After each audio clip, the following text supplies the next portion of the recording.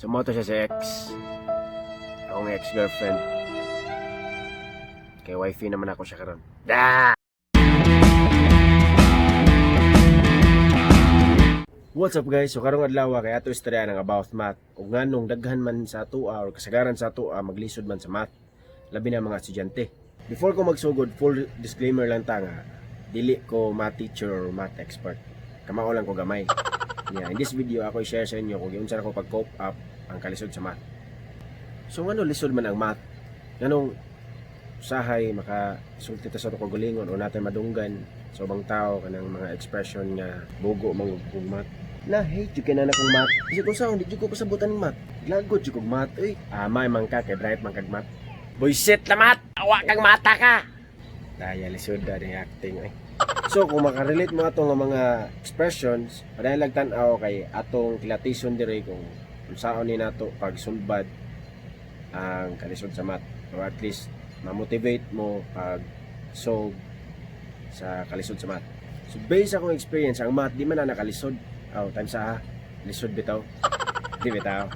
Ang point na ko ani is daghan og driving factors nganong ang math lisod.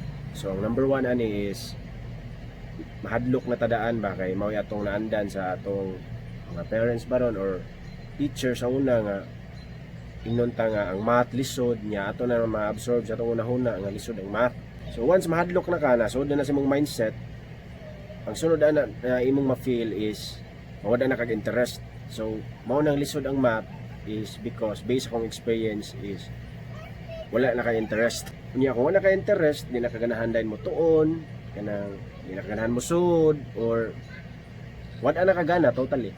So mao na siyang makaingon ka nga ang math is lisod kay in the first place wala na makag-interest. Kung ato ni siya ibutang sa analogy nga gitara, ang gitara is lisod na siya katunon. Labi na kung maka-interest kay di man ka maliguro og katon. Nya mao na di ka kamao bisag ang mga basic chords lang. Nya disclaimer, dili ko master sa gitara pero ako lang ni siya ibutang og analogy para mas masabtan ninyo. Ang math manggod kay mo-take na siya og dedication og time para makaton ka. Di man na siya ingon nga overnight master ng kag math. So same goes sa gitara. So di man na pwede nga interested ka sa gitara niya, di na ka ma-practice. So wag gyapon gamit. Another factor nga maka-contribute nga no less than tag math is kaning bullying or kanang sugon ta nga bugo mo kag math. So mao na siya once nga kung sensitive ka nga tao niya, i-feel na nimo dibdib mo nimo nga sungugon kag bugo kag math, mao na dayon nga masamot wala kag interest unya posible sad nga maka-cause na siya og depression. Mag-uol man ka pirmi niya, dili na ka motivated mo tuon or worse di na ka mosud. So based akong experience sa una sa math is hinayon pug ko sa math kanang di ka mao kayo ba kay wala man ko interest. And actually pag high school di jud ko nag math, di ko mosud sa math. So mo cutting classes ko. Fortunate lang kay ko sa akong high school teacher nga siya akong na maestra pag math kay tagaan ko niya og importansya ba. Kay bawo man siya nga maglisod ko sa math niya. Struggle jud ko. Iya ko gitagag motivation nga ang math dili ana nakalisod. For as long as ma-interested lang ka niya, maningkamot na kasi mo kagalingon, eventually ma-overcome na nimo ang kalisod sa math. So mo to, sige kong practice, sige kong tuon about math. And then eventually na-realize na ko nga ang math is mura naman like puzzle. Like mag-solve ka og puzzle ba then once ma-solve nimo is fulfilling kayo. And then dito ko nagsugod og naganahan og math. Ang math is one of the most important thing nga ato ang katuonon kay applicable ni siya regardless kung unsa ang imong profession or kung unsa ang imong trabaho. So you can't escape math. Na kung student ka naa kay pangandoy sa imong kinabuhi, dapat maningkabot jud ka nga mupasar ka sa math, di ba? So dapat learn gyud nimo ang math para ma-achieve nimo imong goals o pangandoy sa life. To tell you, walay bugo sa math or bugo sa bisag unsa. Pero naa lang siguro hinayon. Nga kung feeling mo medyo hinayon jud ka na nga field sa math is dapat double time ang imong effort nga pagtuon ng math. Ang technique ra magud ana kay kung unsa toy pinaka weakest nimo nga subject, mo to imong hanggahinan og oras nga taas para ma-improve ka ng area kay Sa man na kung master na ka sa uban subjects like English or science or sa diha nya kato gyapon mong fokusan, di ba? So walay point. So instead focus ka sa katong mga weakness ni mga subjects.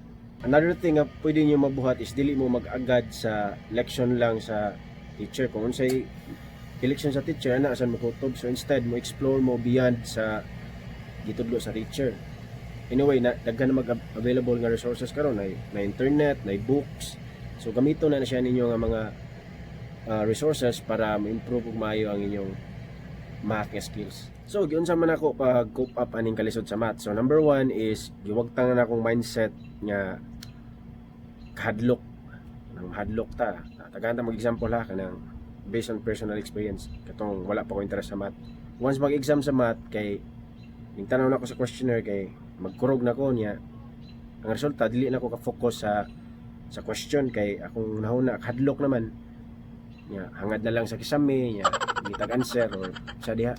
Nagay uban muhilak sa kalisod. Kay hadlok naman sila, hadlok. Mamalay lang na feel. So mawa na sila sa focus sa question. So bisan pag nagtuon ka maayo diha, you'll end up nga ma-black out ka kung nakaning hadlok.